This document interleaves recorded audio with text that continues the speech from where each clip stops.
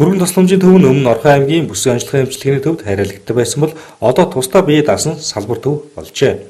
Тиймээс тус төвийн эмч ажиллагчдад онлын мэдлэгийг хүргэх зорилгоор Орхон аймгийн нийгмийн эрүүл мэндийн төв Улаанбаатар хотоос эрүүл мэндийн яамны холбогдох ажлын хэсгийн бүрэлдэхүүн ирж яаралтай тусламжийн тогтолцооны ерөнхий ойлголтын талаар сургалт явууллаа. Сургалтын хамгийн гол онцлог нь болохоор бид нар ер нь дуудлагыг яаж хэрхэн хүлээж авах вэ? Бид нар хамгийн гол нь цаг алдалгүй иргэдэд түргэн тусламжийн дуудлагыг яаж хүргэх вэ гэдэг бас зорилгоч байна. Ерөнхийдөө Монгол улсын хэмжээнд түргэн тусламжийн дуудлага 487 мянга гарсан. Өнгөрсөн 2018 онд. Энэ нь болохоор маш их дуудлага байна. Үүний нэг 20 орчим мянган болохоор Орхон аймагт гарсан билээ. Тэгэхээр энэ бас жилээс жилд Орхон аймгийн хэмжээнд болохоор түргэн тусламжийн дуудлага болохоор 10-аас 13% нэмэгдэж байгаа. Тэгэхээр энэ түргэн тусламжийн төв байгуулах зайлшгүй шаардлага уран гарч ирсэн. Тэгээд энд ажиллаж байгаа улсуудад өгөөд сургалт орж байгаа. Гол зорилго орж байгаа. Орхон аймгийн хэмжээнд 2018 оны 12 дугаар сарын 1-ээс эхлэн түргэн тусламжийн үйл ажиллагаа 3 цаг дээр шинээр явуулж эхэлсэн байна. Харин 2019 оны 1-р сарын 1-ээс эхлэн 2 цагт нэмэгдэж нийтдээ 5 байршилд түргэн тусламжийн төвийг ажилуулахаар болжээ.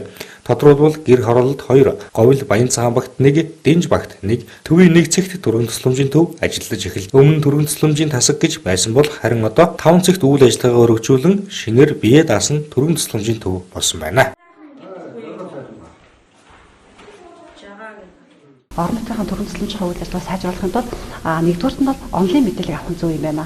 Тэгэхээр энэ онлайн мэдээллийг хаанаас авах юм бол түргэн тусламжийнхаа үндэснийхаа төвийн сургагч багш нараас онлайн мэдээлэл авъя гэж хэлсэн байна. За өнөөдрийн манд яг сургалт болохоор эмнэлэгт хүртэлх яаралтай түргэн тусламжийн үйлчилгээг одоо хуучин болон эмч хийж гүйцэтгэдэг байсан бол одоо давхар багаар хийдэг болсон үйл ажиллагаа болсон юм байна. Тэгэхээр жолооч давхар үүрэг гүйцэтгэдэг. Тэгэхээр энэ сургалтын маань хамгийн ач холбогдол нь болохоор эмч, сувидагч, жолооч нэг баг болж одоо эмнэлэг хүртэлх түргэн тусламжийн үйлчилгээг багаар хийх үйл ажиллагаанд онлайн мэдээлэл бид нар авч байгаа.